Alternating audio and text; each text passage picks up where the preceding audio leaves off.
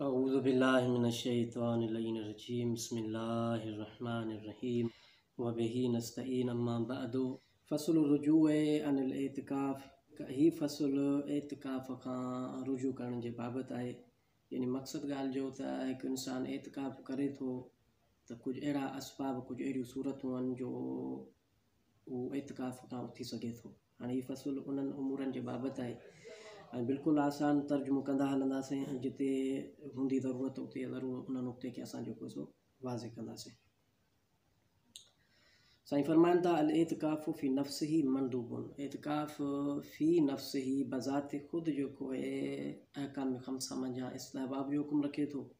व यजिबु बिल आर्ज़ मिन नज़रिन व शिबेही, ऐं पोइ कंहिं आर्ज़ कंहिं सबब जे करे जेको वाजिबु थिए थो। जीअं मसलन इंसानु नज़र करे या अहद कसम खणे एतिकाफ़ करण जो, त पोइ इन सूरत में एतिकाफ़ छा थो थिए, वाजिबु थिए थो। बिल्कुलु आसान। फ़इन कान वाजिबन मुअय्यनन, हाणे साईं फरमाइनि था अगरि इहो एतिकाफ़ वाजिबे मुअय्यन हुजे, फ़ला इश्काल फ़ी वुजूबिल इकमाल क़ब्ल शुरूअ फ़ज़लन अम्मा बादहू, त पोइ को बि इश्काल न आहे त एतिकाफ़ जे इकमाल जो जेको वुजूब आहे उहो इंसान ते वाजिबु थी वेंदो।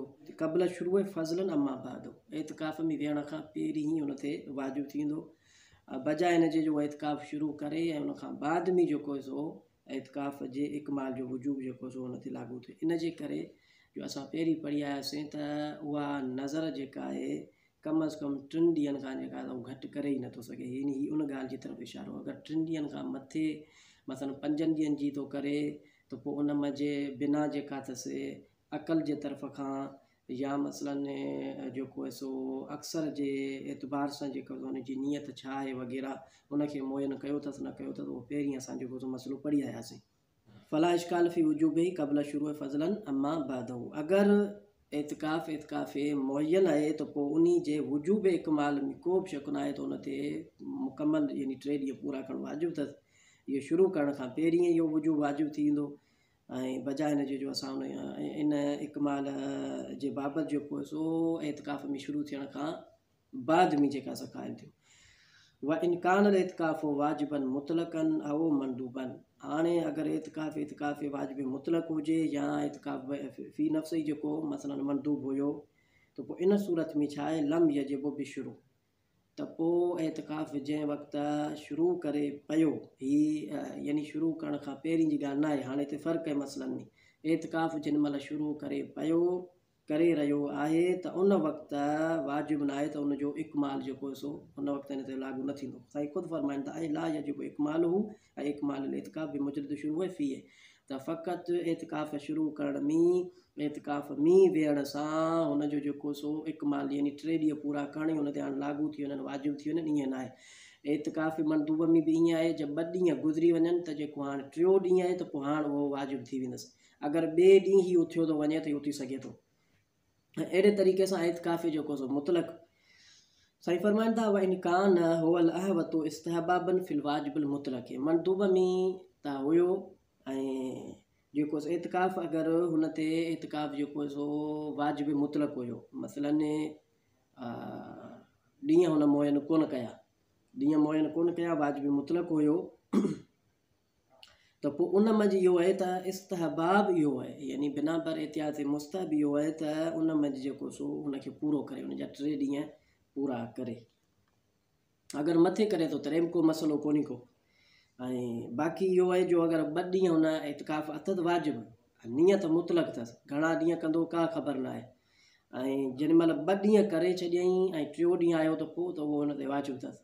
1 ॾींहुं करे उथी वियो हुनजो हुयो ई मुतलक, त तॾहिं बि एतिकाफ़ सही अथसि। 4 ॾींहं करे 5 ॾींहं करे तॾहिं बि एतिकाफ़ सही अथसि। पर कम अज़ कम 3 ॾींहं एतिकाफ़ जेको सो इहो शुरू खां माना इहो तसवुरु करणु इहो हुन ते माना इस्तिहबाब जो हुकुम रखे थो, ऐं 2 ॾींहंनि गुज़रण खां बाद में त उहो ई जेको 3 ॾींहं ते वाजिबु अथसि। पोइ हाणे 4थो ॾींहुं करे न करे न। साईं फरमाइनि था यजिबु बाद मुज़ीअ यौमैन मिनहू, 2 ॾींहं जो हिन एतिकाफ़ मंझां गुज़री विया आहिनि, फयतअय्यनु अल यौम सालिसु, पोइ 3 ॾींहं ते जेको वाजिबु थी वेंदो। हा इल्ला इज़ा इश्तरत हाल नियत या रुजू अल आर्ज़न, सवाइ साईं फरमाए थो इन जे जॾहिं मसलन कॾहिं रुजू करे सघे। साईं फरमाए थो हा सवाइ इन जे जॾहिं हिन नियत कई इतिकाफ़ जी उन वक़्तु इन ॻाल्हि जे रुजू जी बि जेको सो यानी इतिकाफ़ खां उथण जी बि जेका शर्त हई हुई, अगरि मूंखे को आर्ज़ पेश आयो त आउं इतिकाफ़ मां उथंदुसि।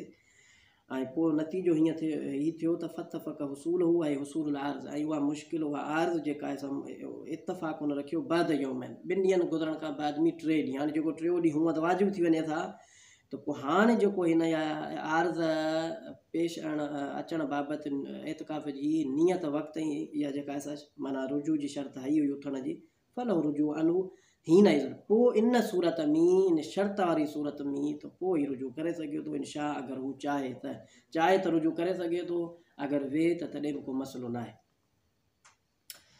वला इबरत बिशर्त इज़ा लम यकुन मुकारिन लिनियत, साईं फरमाइनि था त उहा शर्त मुतबर ई न आहे जॾहिं उहा नियत सां मिलियल न हुजे।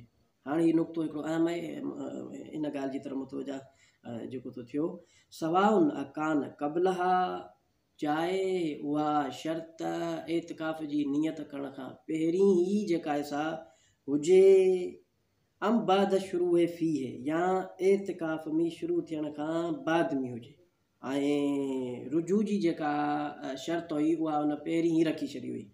अम बाद शुरू फ़ी है, या वरी एतिकाफ़ में शुरू थियो आहे उन वक़्तु जेको आहे हिन शर्त हई आहे रुजू जी, उहा शर्त ई मोतबर न आहे। उन सूरत में त 3 ॾींहं उथी बि नथो सघे, माना हाणे एतिकाफ़ जी अञा नियत ई कोन कई, पहिरीं ई हिन जेका शर्त आई रुजू जी, एतिकाफ़ जी नियत मसलन बाद में कई, या वरी एतिकाफ़ में शुरू थियो आहे ऐं उन वक़्तु तो शर्त हाणे, त पोइ त इहा शर्त जेका आहे उहा मोतबर ई न आहे। ला यजूज़, मसलो नंबर 1074, ला यजूज़ अल लहवत इश्तिरात रुजू ऐं मताशा, हाणे इहो एहतियात वाजिब जुनात हिन जे लाइ जाइज़ न थींदो त हीअ रुजू जी शर्त हाणे जॾहिं ई चाहे, यानी चाहे आर्ज़ हुजे न हुजे, बसि हिन जी जॾहिं दिलि चाहे त उथी वेंदो, त इहो एहतियात वाजिब जी बिना ते साईं फरमाए त इहा शर्त हीअ हणी नथो सघे। उहा इल्म यकुन आर्ज़, चाहे आर्ज़ हुजे चाहे आर्ज़ न हुजे, आउं उथी वेंदुसि जॾहिं मुंहिंजी दिलि चाहियो, इहा शर्त जाइज़ न आहे। हाँ आर्ज़ हुजे, पोइ आर्ज़ चाहे शरी हुजे चाहे उर्फ़ी हुजे, जीअं साईं फरमाईंदा न यकफ़ी फ़िल आर्ज़ अल उज़्र उर्फ़ी, काफ़ी आहे त आर्ज़ चाहे उहो जेको सो उज़्र उर्फ़ी छो न हुजे। वस्सलाम अल्हम्दुलिल्लाहि रब्बिल आलमीन, अल्लाहुम्मा सल्लि अला मुहम्मद व आले मुहम्मद।